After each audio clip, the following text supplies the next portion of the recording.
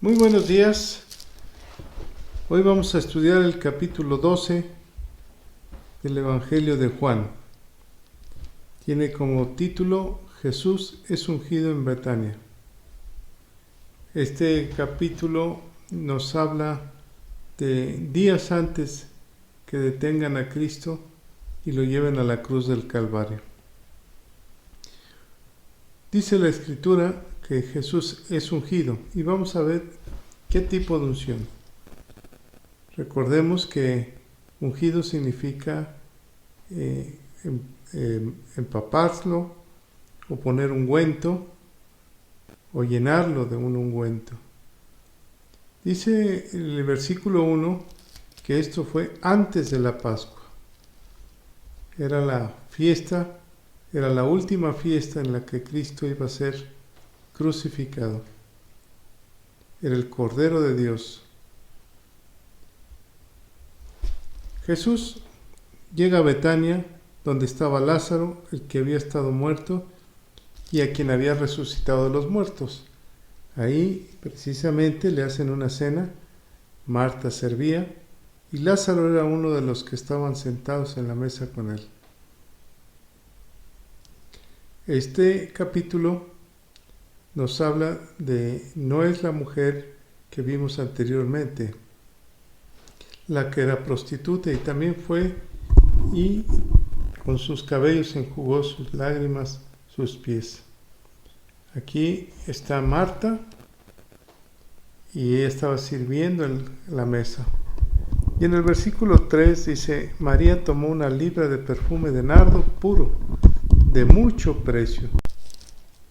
Ese precio en ese entonces era el salario, equivale al salario de un año de un obrero. Quiere decir que María estuvo juntando su perfume y con ese perfume llegó a los pies de Jesús. Recordemos que cuando llega Jesús para resucitar a Lázaro, María se hinca ante Jesús. Ahora vuelve a hacerlo María. Se hinca ante Jesús, pero ahora comienza a ungir sus pies con ese olor de nardo. ¿Cómo se llenaría el hogar? Esto es prácticamente, está cerrando Jesús su ministerio. Recordemos que empezó en una fiesta, en un matrimonio, en una boda, y ahorita lo cierra en una casa con sus amigos, Lázaro, María y Marta. En ese hogar, y ese hogar se llenó de un olor fragante, de olor hermoso. Como tu hogar, cuando tú lees las escrituras en tu casa con tus hijos, de repente sale un olor fragante. Esa es la unción que Dios tiene para los que lo buscan. Todos olieron el olor a nardo, todos disfrutaron de ese perfume, porque estaban a los pies del Maestro, María. Dijo uno de sus discípulos, Judas el Iscariote, hijo de Simón, el que lo había de entregar, ¿por qué no fue este perfume vendido por 300 denarios y dado a los pobres? Veamos el corazón. Recordemos que habían sido invitados sus 12 discípulos, Jesús, pero había un personaje que no había sido invitado, y era el diablo el que estaba ahí. Estaba dándoles consejos a Judas. Versículo 6. Pero dijo esto no dijo esto porque se cuidara de los pobres, sino porque era ladrón, y teniendo la bolsa sustraía lo que lo echaban en ella. Entonces Jesús había encargado a este discípulo Judas la administración de la economía, y robaba lo que la gente donaba para el ministerio de Cristo. Es muy delicado. Las ofrendas los diezmos en la economía de las iglesias de las personas. Tiene que manejarse rectamente. Entonces Jesús dijo, déjala. Para el día de mi sepultura ha guardado esto. Una mujer ungiendo el cuerpo de Cristo para el día de la sepultura. Una mujer que había decidido desde antes arrodillarse a sus pies. Tuvo el privilegio de hacerlo. En otra parte de la Escritura dice que esto se contará siempre. Jesús mismo repite sabía lo que pensaba Judas. Y entonces dice, a los pobres siempre los tendréis con vosotros, pero a mí no siempre me tendréis. Recuerda, vamos a ver la muerte de Jesús y cómo en este acto simbólico ya se estaba preparando el cuerpo para su sepultura. La gran multitud de los judíos supieron entonces que él estaba ahí y no vinieron solamente por causa de Jesús, sino para ver a Lázaro, que había resucitado de los muertos. Siempre habrá gente que vaya a las iglesias por curiosidad o por el deseo de ver un milagro simplemente. No van a buscar al que hace el milagro, sino quieren ver qué pasa con los milagros. La curiosidad de la gente desde ese entonces. Pero los principales sacerdotes acordaron dar muerte también a Lázaro, al testigo real de lo que Dios había hecho con un hombre. Haberlo resucitado, también el enemigo quería acabar con eso. No querían dejar ninguna huella. A causa de muchos de los judíos, a causa de esto se apartaban y unos creían en Jesús. La entrada triunfal de Jerusalén es la última entrada. Podríamos decirle que es la entrada final en Jerusalén. Juan, el evangelista, no hace mucha mención sobre esta entrada, como lo hace Lucas, pero es la última entrada cuando Jesús decide mostrarse ante las multitudes ya como rey. Dice el versículo 12 y 13 el día siguiente, grandes multitudes que habían venido a la fiesta, acuérdense de que estamos en la fiesta de la Pascua. Al oír Jesús que venía a Jerusalén, tomaron ramas de palmera y salieron a recibirle y clamaban, Hosana, bendito el que viene en el nombre del Señor, el Rey de Israel. Veamos cómo lo nombraban, el Rey de Israel. Hosana quiere decir, sálvanos Señor, el Rey de Israel. La gente lo había nombrado Rey. Esto enfurecía a los sacerdotes e incluso podía enfurecer a los romanos. Jesús entra en un asnillo montado sobre él como está escrito. Se comienzan a cumplir las profecías. En todo su caminar Jesús cumple con profecías. No temas, hija de Sión, he aquí tu rey viene, montado sobre un pollino de asno. Todo esto que estaba sucediendo, como les comentaba, se estaba cumpliendo todas las profecías. Recordemos que Jesús, el mismo Señor, antes de la creación, es el eterno Dios. Y todo se habla de Él. Toda la palabra de Dios va encaminado a Jesús de Nazaret. Y en cada parte se está cumpliendo la profecía. Los discípulos no entendieron hasta después de la resurrección, cuando se acordaron de que esto estaba escrito, de todo lo que había hecho Jesús. Y entonces daban testimonio. La gente estaba con él cuando llamó a Lázaro del sepulcro y lo resucitó de los muertos. La gente había venido a recibirle porque había oído que él había hecho señales. Como nosotros cuando nos comparten el Evangelio o cuando vamos a compartir el Evangelio, hablamos de lo que Jesús ha hecho. Entonces nuestros oídos escuchan la palabra y se cumple lo que dice la Escritura, que la fe viene por el oír y el oír la palabra de Dios. Y hablamos de lo grande que ha sido nuestro Señor y Salvador y cómo nos cambió, cómo nos perdonó de nuestros pecados. Y entonces se cumple exactamente esto, que la gente escuchaba lo que Dios había hecho con Lázaro y cómo Jesús había gritado en ese día, Lázaro, sal de ahí, y cómo de entre las tinieblas salió la luz para darle vida a Lázaro. Versículo 19 dice, pero los fariseos, pongamos atención en esto, dijeron entre sí, ya veis que no conseguís nada, mirad, el mundo se va tras él. El mundo se va tras él, claro, todos vamos tras él, el Maestro, nuestro Rey y nuestro Salvador. ¿Esto se está cumpliendo? ¿Sí?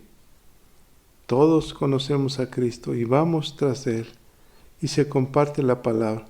Y en estos tiempos viene un mover espiritual poderoso, porque la palabra viene con unción desde la presencia de Dios a través del Espíritu Santo, y va a haber un avivamiento y el mundo irá tras él. Lo creemos. En el versículo 20 nos habla de que unos griegos buscaban a Jesús. Cuando habla de los griegos, habla de aquellos que no se les permitía entrar al templo. Recuerden que los judíos eran muy estrictos y los judíos no permitían que ningún gentil entrara a ese lugar. Pero aquí está un grupo de griegos simbolizando al mundo, queriendo hablar con Jesús. Estos se acercaron a Felipe y le rogaron diciéndole, Señor, quisiéramos ver a Jesús. Felipe va con Andrés. Felipe venía de descendencia griega también. Cuando le dicen a Jesús que querían hablar con él los griegos, entonces Jesús comienza a declarar una palabra. Les respondió. ¿A quién les responde? ¿A Felipe? ¿A Andrés? ¿O a los griegos? A todos. Por eso dice, les respondió. Ha llegado la hora para que el Hijo del Hombre sea glorificado. En la cruz y en la resurrección. Entiende que la hora ha llegado. ¿Recuerdan cuando empezó su ministerio? Que la madre de Jesús, María, le dice, no hay vino. Y Jesús le dice, ¿qué tienes contra mí, mujer? Todavía no ha llegado mi hora. Ahorita, en este pasaje, en la visita de los gentiles griegos, entonces se cumple y Jesús lo declara. Ha llegado mi hora. ¿Por qué lo dice? Porque sabe que va a la cruz a pelear su última batalla como el Cordero de Dios en obediencia para poder salvar a la humanidad, porque se abre el ministerio a los gentiles.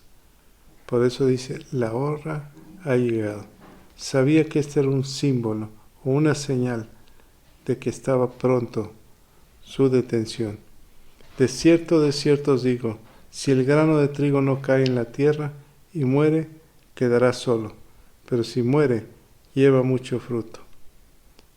Está haciendo él un simbolismo de lo que va a suceder. Él tiene que morir para traer mucho fruto en la tierra. Y tanto ha sido el fruto que han pasado 2000 años y millones de gentes vamos cambiando. Somos frutos de la palabra de Dios. Somos frutos de la acción de Jesús en la tierra, del plan de salvación. Versículo 26 dice, si alguno me sirve, sígame, y donde yo estuviere, ahí estará mi servidor. Si alguno me sirviere, mi Padre le honrará. Esta es una promesa hermosa. Todo aquel que le sirve al Señor, ya vamos a ver cuáles son las maneras de servirme. Primero es amándolo, creyendo y luego haciendo su voluntad. ¿Cuál es la voluntad de Jesús? Ir y predicar el Evangelio a toda criatura, hacer discípulos y bautizarlos en el nombre del Padre, del Hijo y del Espíritu Santo. Si nosotros le servimos a Él, entonces dice que nuestro Padre Celestial nos honrará, porque le servimos a su Hijo amado. Y donde esté Jesús, ahí estaremos nosotros. No nos cansemos de servir, no nos cansemos, aunque andemos físicamente cansados, aunque quisiéramos descansar, sigamos adelante, porque nuestro Padre, dice la Escritura, que nos honrará, y esto es una promesa. Jesús anuncia su muerte. Ya Jesús, entendiendo todo, está un poco, lo veo yo como aclarando la situación, y comienza a turbarse su alma, dice. Ahora está turbada mi alma. ¿Y qué diré? Veamos la pregunta que hace. ¿Qué diré? Padre, sálvame de esta hora, mas para esto he llegado a esta hora. Era su hora, tal vez sus últimos momentos de libertad. Padre, glorifica tu nombre. Está clamando al Padre, está orando al Padre, glorifica tu nombre. Entonces vino una voz del cielo, lo he glorificado y lo glorificaré otra vez. Esta es la tercera vez que se oye en la tierra la voz de Dios. Lo he glorificado y lo glorificaré otra vez. La multitud que estaba ahí, todos habían oído la voz y decían, ha sido un trueno. Otros decían, un ángel le ha hablado. Qué fácil es quitar lo sobrenatural para querer hacer lo natural. Lo sobrenatural era que todos escucharon la voz de Dios. Todos, pero no le dieron el honor a Dios. Cuando tú escuches la voz de Dios, lo que tienes que decir es como lo dijo el profeta Samuel, heme aquí, Señor, ¿qué quieres que yo haga? Respondiendo Jesús les dijo, no ha venido esta voz por causa mía, sino por causa de vosotros. Ahora es el juicio de este mundo. Ahora el príncipe de este mundo será echado fuera, refiriéndose precisamente al diablo. Iba a ser enjuiciado en este tiempo. Aunque el diablo creía que iba a ganar la batalla, el juicio estaba contra él. El acta le era contraria. Jesús lo iba a vencer en la cruz. Y yo, si fuere levantado de la tierra, a todos atraeré a mí mismo. ¿Se está cumpliendo? Sí, claro. ¿Te atrajo a ti mismo? ¿A los pies de Cristo? Sí. ¿Por qué? Porque fue levantado en la cruz. Y al momento de ser levantado, nuestros pecados son perdonados en esa cruz. Los reconocemos como aquel hombre que estuvo al lado de él. Reconocemos que Él es el Rey de Israel, nuestro Señor y nuestro Salvador, y Él nos atrae a Él mismo. Dice. Qué hermosas palabras. A todos atraeré a mí mismo. Al referirse a todos es la humanidad entera. Sabía que iba a morir Jesús. Le respondió la gente, nosotros hemos oído de la ley que el Cristo permanece para siempre. ¿Cómo pues dices tú que es necesario que el Hijo del Hombre sea levantado? ¿Quién es este Hijo del Hombre? Entonces Jesús le dijo, aún por un poco está la luz entre vosotros. Claro, Jesús, recordemos que cómo empezó el Evangelio de Juan. Jesús es la luz del mundo.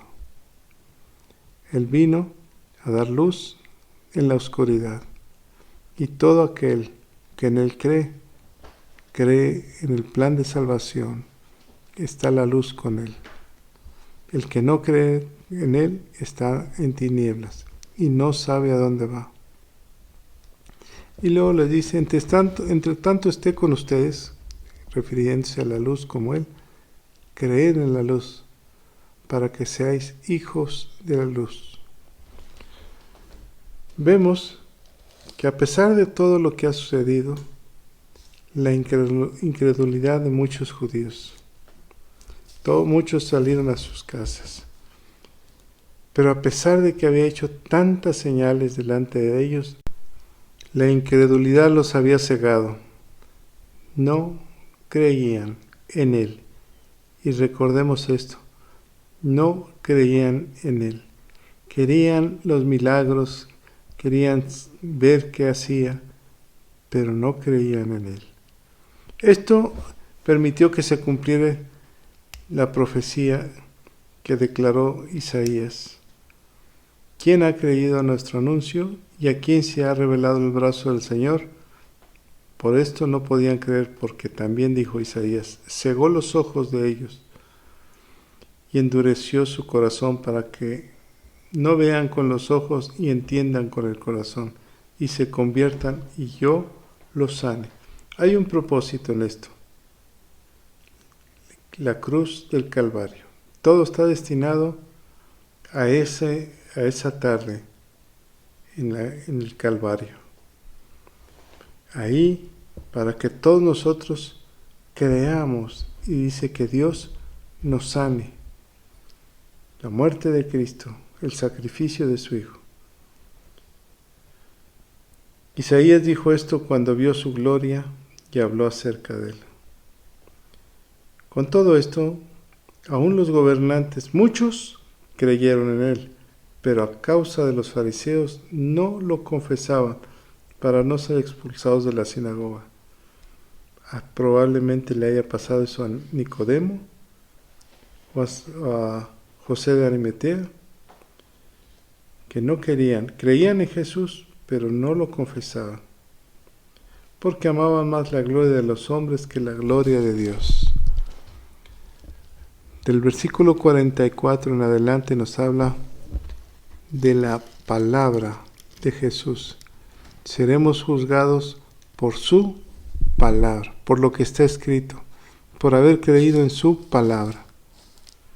Jesús clamó y dijo, cuando dice clamó fue fuerte, con voz fuerte. El que cree en mí, no cree en mí, sino en el que me envió. Jesús está dando la última oportunidad al pueblo para ser convertido. Créanme en mí, porque el que me envió, al creer en mí, van a creer al que me envió, que es Dios, el Dios de Abraham, de Isaac y de Jacob. Y el que me ve al que me envió. Y aquí vemos la palabra más clara que el agua. Si nosotros vemos a Jesús, realmente estamos viendo al Padre en el Hijo. Yo, la luz, he venido al mundo para que todo aquel que cree en mí no perezca en las tinieblas. Está advirtiéndoles que se van a ir al infierno si no creen en Él. Es probablemente el último día que permanezca, que escuchen su voz. Si creemos en Él, no seremos ciegos, tendremos vista, luz en nuestros ojos. Al que oye mis palabras y no las guarda, yo no le juzgo, porque no he venido a juzgar al mundo, sino a salvar al mundo. El propósito de Cristo es el plan de salvación, es nuestro plan. Por eso el Señor ha permitido esta situación, para que todos volteemos al cielo y podamos ser salvos. Y vengan del Señor tiempos de refrigerio a través del Espíritu Santo.